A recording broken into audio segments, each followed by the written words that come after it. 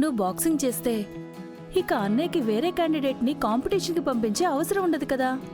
అవుననుకో, అలా అని అమ్మగారి మాట దాటేయలేం కదా, అందుకే కుదరదు అని చెప్పేశా. మా అమ్మ మనసు ఎప్పటికి మారుతుందో ఏంటో.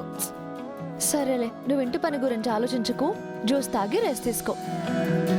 నీకు లంచ్లోకి ఘాటుగా రసం చేస్తా, నీ నోటికి రుచిగా ఉంటుంది. సరే గంగా. మర్చిపోకుండా తాగాలి, కడుపులో ఉన్న బేబీకి మంచిది. మర్చిపోకు.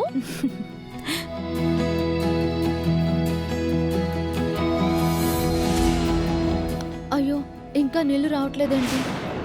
వీరు మోటార్ ఆన్ చేయలేదా?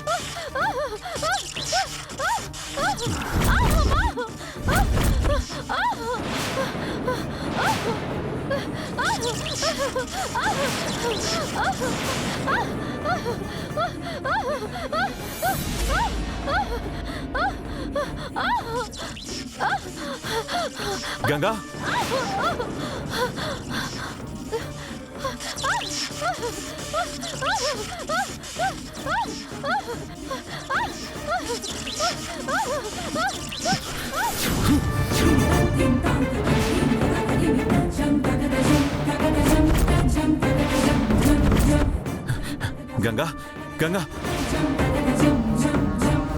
గంగా, గంగా, గంగా, గంగా, గంగా, గంగా, గంగా, గంగా, గంగా, గంగా,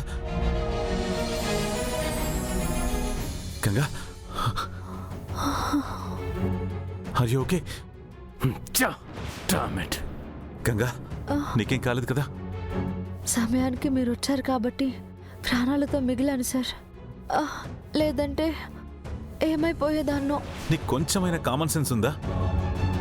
మోటార్ ఆన్ చేసేటప్పుడు, ఎలక్ట్రానిక్ వస్తువులు వాడేటప్పుడు కాళ్ళకి చెప్పులేసుకోవాలనే కామన్ సెన్స్ కూడా లేదా? అది షాకింగ్ కొడుతుందని నాకేం తెలుసు సార్. ఎప్పట్లాగే మోటార్ వేశాను, షాక్ కొట్టింది. ఎలా జరిగిందో నాకు తెలియదు.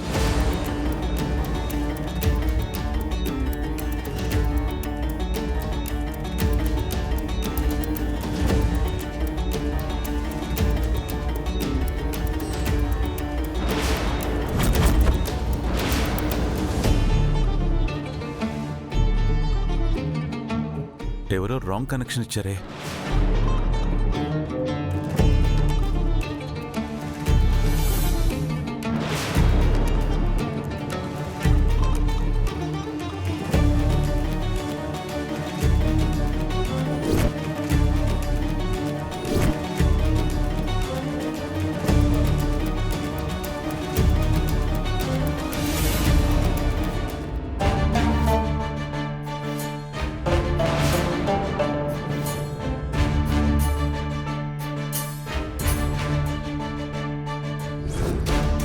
గంగా, గంగా, గంగా, ఎక్కడికి వెళ్తున్నావు? మోటార్ ఆన్ చేయడానికి.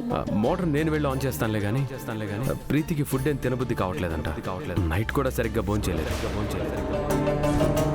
నీకు ఫుడ్ ఏమీ తినబుద్ధి కావట్లేదని వీరు అన్నయ్య చెప్తే నీకోసం జ్యూస్ తీసుకొచ్చాను. నేను అలా ఏం చెప్పలేదే. ఇది ఎవరు చేశారో నాకు తెలుసు సార్. ఎవరు? ఇంకెవరు, ఆ వీరునే.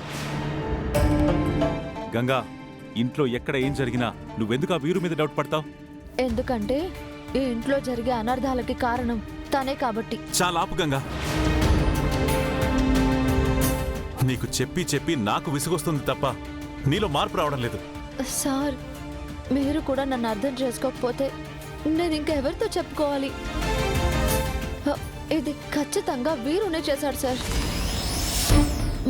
ఎందుకు చేశాడో కారణం కూడా నాకు తెలుసు. ఏంటా కారణం? నేను భానుగారి కేసుని రీఓపెనింగ్ చేయమని స్టేషన్లో కంప్లైంట్ చేయడంతో ఎస్ఐ గారు మన ఇంటికి వచ్చారు కదా సార్. తీగలాగితే డొంక కదిలినట్టు ఎక్కడ తన బండారం బయటపడుతుందోనని తనను అనుమానిస్తున్న నన్ను లేకుండా చేయాలని ఈ ప్లాన్ చేశాడు. అందుకే ఇందాక నేను మోటార్ ఆన్ చేయడానికి వెళ్తుంటే నన్ను ప్రీతి దగ్గరికి పంపించి తను మోటార్ వేస్తానని చెప్పి అక్కడ వైర్లో రాంగ్ కనెక్షన్ ఇచ్చాడు. Ganga, calm down. Bhanu case reopen చేస్తే వీరుకేంటి ప్రాబ్లం? ఎందుకంటే భానుగారిని చంపింది వీరునే అంటావు. గంగా గంగా గంగా, అసలు నీకెలా చెప్పాలో కూడా నాకు అర్థం కావట్లేదు. చూడు, వీరు ఈ ఇంటి అల్లుడు కాబట్టి నమ్మట్లేదేమో అనుకుంటున్నావేమో. కాదు, వీరు మంచి వ్యక్తి అని నమ్మావు కాబట్టే వీరు ఈ ఇంటి అల్లుడయ్యాడు. అసలు వీరు అంటే ఎవరనుకుంటున్నావు నువ్వు? తనకి నా అనేవాళ్ళు లేకపోయినా కష్టపడి చదువుకొని జీవితంలో ఏదో సాధించాలనే ఆశయంతో పెదనాన్న దగ్గర చేరాడు. తన ప్రవర్తన, నీతి, నిజాయితీ, మంచితనం, ముఖ్యంగా పెదనాన్నలాగే ప్రజలకేదో మంచి చేయాలనే ఆరాటం, ఇవన్నీ చూసే ప్రీతికి భర్తగా నిర్ణయించారు. వీరు కూడా ఆ నమ్మకాన్ని నిలబెట్టుకుని ఎప్పటికీ ఈ కుటుంబ క్షేమం కోసం ఆలోచించే వ్యక్తిగా పెదనాన్నకి అన్ని విషయాల్లో తోడుగా నిలబడ్డాడు. ముఖ్యంగా పెద్దమ్మకి భాను దూరమైన లోటు తీరుస్తున్నాడు. అలాంటి తన మీద ఎందుకు ఇన్ని నిందలేస్తున్నావు? నేను పారుని పెళ్లి చేసుకోకుండా నిన్ను పెళ్లి చేసుకున్న విషయంలో వీరు పెద్దమ్మకి సపోర్ట్ చేస్తూ నిన్ను అపోజ్ చేసిన మాట నిజమే. కానీ ఆ విషయానికే నువ్వు తనని శత్రువులా చూడడం కరెక్ట్ కాదు.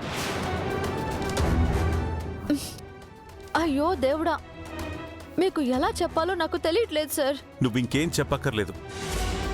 ముందు అతిగా ఆలోచించడం మానే. అసలు నీ మైండ్ సెట్ ఏంటో తెలుసా? నీ బుర్రలో ఏదైనా అనుమానం వస్తే అది నిజమని పదే పదే నమ్మించాలని ప్రయత్నిస్తావు.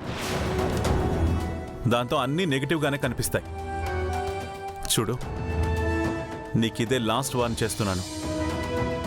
ఆల్రెడీ నువ్వు వీరు మీద నిందలు వేయడం వల్ల ఇంట్లో వాళ్ళందరూ చాలా బాధపడుతున్నారు. ముఖ్యంగా ప్రీతి చాలా బాధపడుతుంది. ఇప్పుడు తనున్న కండిషన్లో ఎలాంటి టెన్షన్స్ తీసుకోకూడదు. సో ఇంకొక్కసారి వీరు గురించి నెగిటివ్గా మాట్లాడటం చేయకు.